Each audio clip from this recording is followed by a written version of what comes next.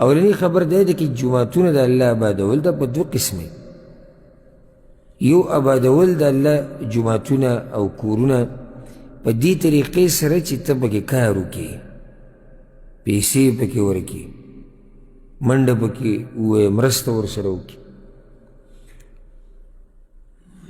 او کزه دا تا پوس دلتا وکما او دا اوریدون کن او دا طولو نا چی تا دا وسا پوری با کم جماعت کی مرستا کردی دا نو دیر با دیسی چا اگوی ندا کردی ځکه چې خلکو دا مطلب دی چې یعنی جماعت کې مرسته معنی دی چې ته به جماعت له ځمکه ورکړې او بیا به یې جوړې دا خو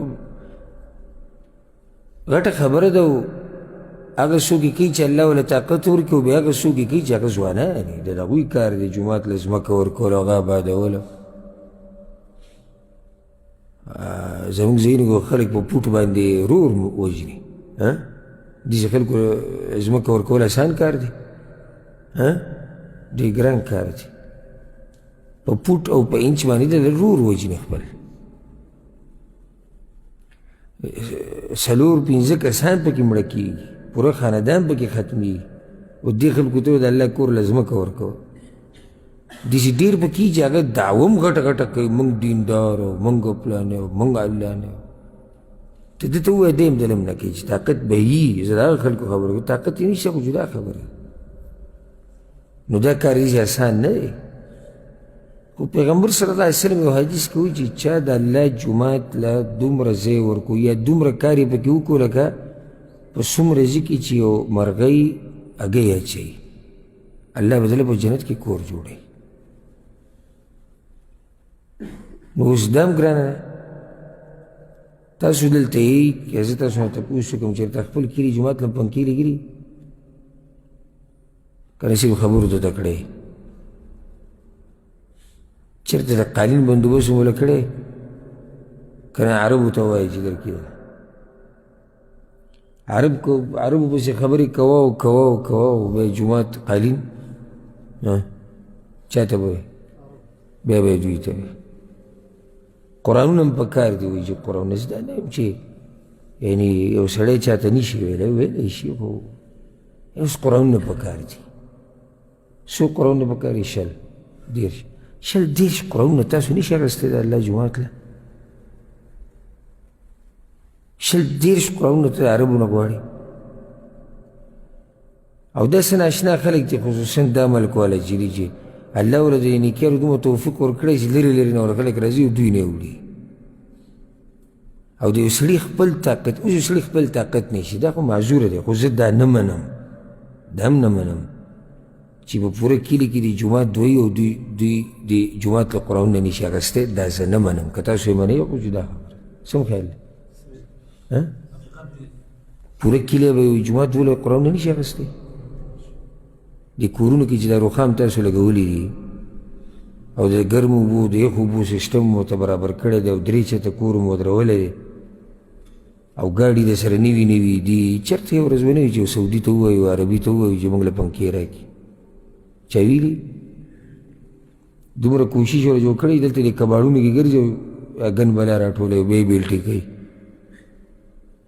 دا بیلټې د غټ غټې بوجي دا د کباړونو نه ډکې کړي اکثر او څه شیخ وویل ته به کور کې په کار راشي که نه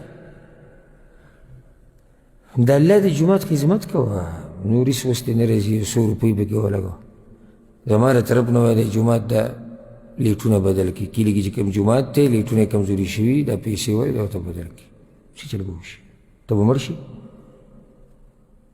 ته چې د دې ځای نه یو 200 ریاله ولېږې څه پې نه کېږي او د هره میاشت لیټونه خرابېږي کال کې هم نه خرابېږي خو ته یو خپل طرف نه اقدام وکړي څو پورې دا لیټ پورې جومات کې لګېدلی الله تعالی اجر درکړي ته ټلیفونو کې هغوی ته بھائی قرآنونه کم دي پوره دي نه هغوی یاره څو پکې کم دي ته یو 10 ورولېږي څو پورې چې د قرآن ویلی کېږي الله تعالی اجر درکوي خو دا الله بعضو خلکو له دې توفیق نه ورکوي خبره ټوله توفیق ده د دې نه دی چې سړي سره مال شته او که نشي کله نه کله غریب سړی الله ورله توفیق ورکړي غریب ډوډۍ ورته صحیح نه میلاوېږي دی به راولېږي یو خیر په کار کې به یو 100 روپۍ ورکړي دا توفیق د الله طرف نه میلاوېږي سړي ته او یو سړی قرآن جومات له نشي وړی. دا د الله کورونه دي، د دې د خدمت په موږ ټول باندې لازم دی. مولوي صاحب ته حواله کوي او بیا په هغه مولوي صاحب پسې خبرې هم کوه. یاره وایي دی په مخه چاندو پسې ګرځي به نه چې ستا په شان کلي ستا په شان د هغه مقتدیان دي، دی په چاندو پسې نه ګرځي. ته ځان تکړه که بیا ګورو چې دا مولوي صاحب چاندو له ځي که نه ځي. چې ستا په شان مقتدیان دي او ستا په شانې کشران دي او به لازم په چاندو پسې ګرځي. چې بچو له موږ څه سنالو، کمې کمې موبایل یالو، کم کم کوټونه او کم کم بوټان او څه ترتیب موږ روان کړی لو. د الله د کور چې ته موږ تپوس نه کوو چې کلي د ټلیفون وکړو چې څه حالات دي. هر څه مولوي صاحب ته پرېښودی او په دې کې له پاسه خپل بچي هم پرېلېږو هلته چې قرآن ورته ووایو. که چېرته د قاري صاحب غریب نه غلطي وشوه، یو ورځ چوټي وکړه، د ټوله دنیا په سر راغستې. تا کومه دنیا به بل طرف وړو؟ تا څه ورکړي چې ته دومره غټې خبرې کوې؟ رانغی قاري صاحب، ستا بچي ته قرآن ونوي نو څه ته سره دومره سور ګرم کېږي؟ تا څه کړي؟ کومه تورې دی ولا سړی اوس که خبره وکړي غوسې کړي نو بیا هم خبره ده. اگر که دل هم نه ده په کار چې راښکارې کړي چې ما دا کړي ده، خو بیا هم خبره خو خبره ده. هسې دومره عمر دې تېر شو چې ته روپۍ دې نه ورکړي الله به کور کې او بیا هم دا خبرې کړي. نو په کار دا ده چې د الله کورونه آباد شي. کوم ځای کې چې یو مرغۍ هګۍ اچوي دا څومره ګټي هسې چې دومره کار تر الله به کور کې وکړي، الله دله جنت کې کور درکوي. دې دا معنا نه شو چې لازم به جومات جوړه. اوس یو سړی د پوره جومات جوړه، یو سړی د طاقت ته رسي، دا خو نور علی نور. سړی پوره جومات جوړ کړي، دا کومه صدقه ده؟ د کوم وخت پورې چې دا جومات آباد وي دا ټول اجر به ده پسې راوړي. دا خو ناشنا صدقه ده. اوس دې نه رسي سړک ډېر کار پکې وکړه. یو سړی دی لکه مثال کې دلته اوس د رنګ کار کوي، یا دلته د جپسو کار کوي، یا دلته د ټیلونو کار کوي، یا د بلاکونو کار کوي، یا د سیمټو کار. اول ته لاړ شي کلي ته وایي وایي دې جومات کې به دا کار زه وکړم. دې ته وایي د الله د کور خدمت. دا زما د طرفه شو. ستا په کور کې چې معمولي څه شی خراب شي، پیچکس او پلاس ترې راغستی نښته یې پورې که نه، او د الله په کور کې ته زیره زیر یو شی به ویني چې خراب ته هغه دغه شان پروت وي. دلیل دی په دې باندې چې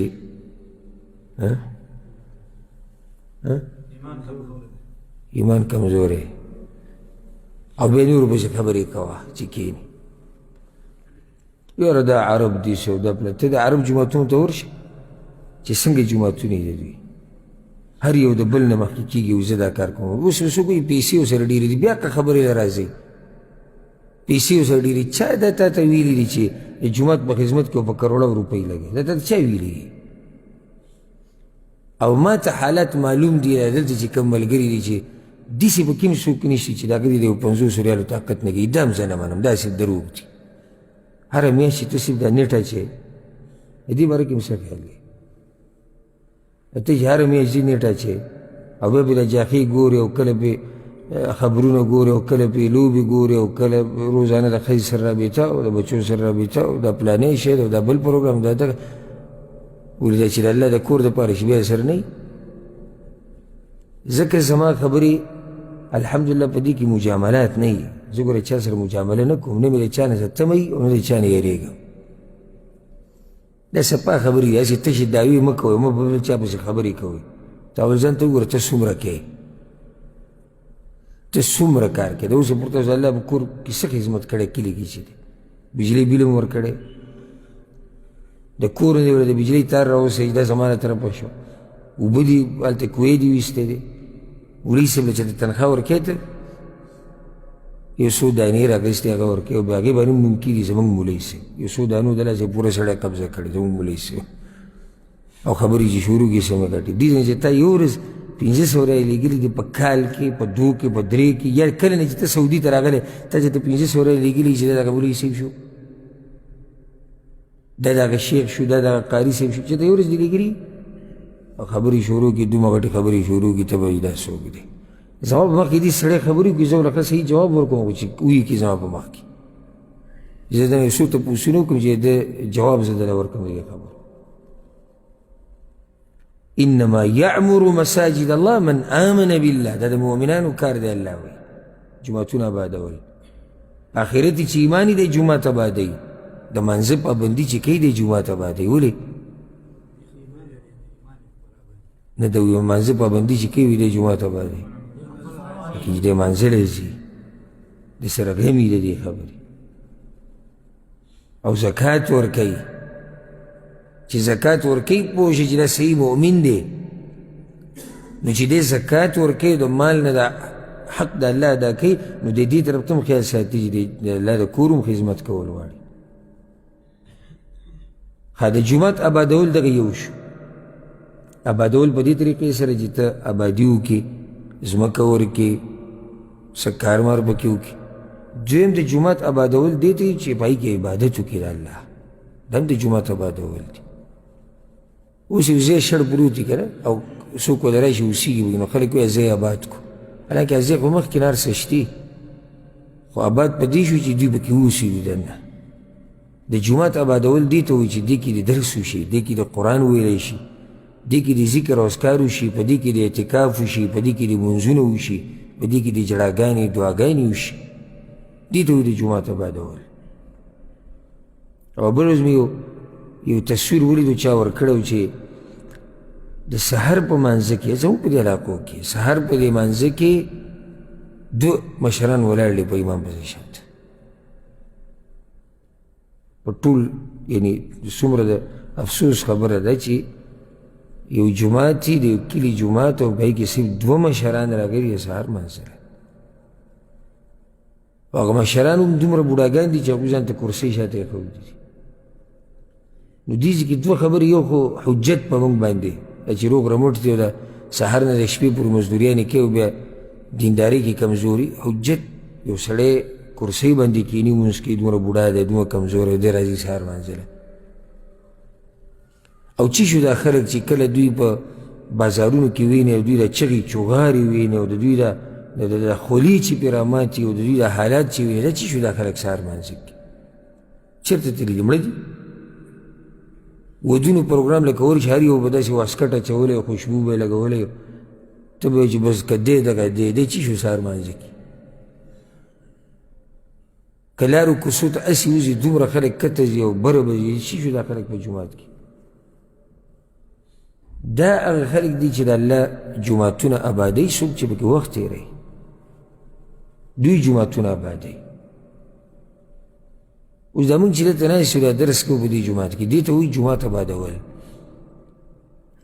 چې د جومات شړ پاتې نه شي دا به آبادوي، دې کې به وخت تېروي، دې نه به زر د وتو کوشش نه کوي. ځکه یو روایت کې راځي مؤمن په جومات کې داسې خوشحالي لکه مهی چې په اوبو کې خوشحالي. دا منافقان او دا بیدینه دا قسم خلک که چېرته جومات ته راشي نو دومره تنګ شي که نه چې پوزې یې راشي. چې اوس په څه طریقه وځو، که چېرته امام صاحب غریب یو منټ دوه منټ لمونځ وکړي کې بس دی پسې باید دومره خبرې وکړي. او دا فیسبوک یې نه تنګوي یاره، دا موبایل یې نه تنګوي، دا کرکټ او دا فوټبال او دا لوبې یې نه تنګوي، دا فلمونه یې نه تنګوي، دا په لارو کوڅو کې ګرځېده یې نه تنګوي، دا بازارونه یې نه تنګوي، د دنیا دپاره دا مزدوریانې او دا منډې دا یې نه تنګوي. خو که چېرته جومات کې لږ ساعت کښېني بس په ده باندې کله اګرمي به کوي او کله به ډډې لګوي او کله به یو طرف ته کېږي او کله به بل طرف ته کېږي. نور چې مؤمن هغه مؤمني چې ایمان یې په یو اعلی درجه کې هغه ګوره په جومات کې انتهایي خوشحالی امن په دې د الله په دې ځمکه باندې امن او سکون او اطمینان هغه د الله په کورونو کې دی. چې دلته ستا زړه په امن نه شو، دلته ته خوشحاله نه شو، دلته ستا زړه ته سکون میلاو نه شو، دلته ګوره د دنیا غمونه ټول ختم شي.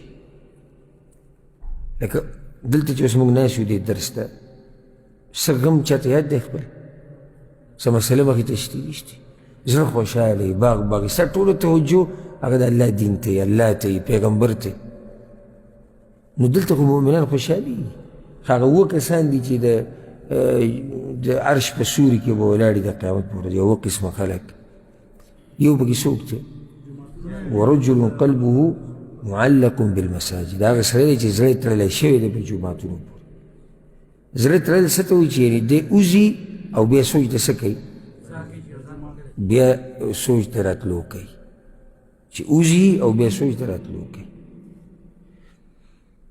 نو دا مؤمنان دي چې د الله کورونه آبادوي نو جومات آبادول په څو قسمه دی دوه مال ولګي ځمکه ورکړي کار وکړي دویم په عباداتو سره دا کار الله وي د مؤمنانو دی د هغه خلکو دی ولم یخش الا الله چې نه یېرېږي مګر د چا نه مګر د الله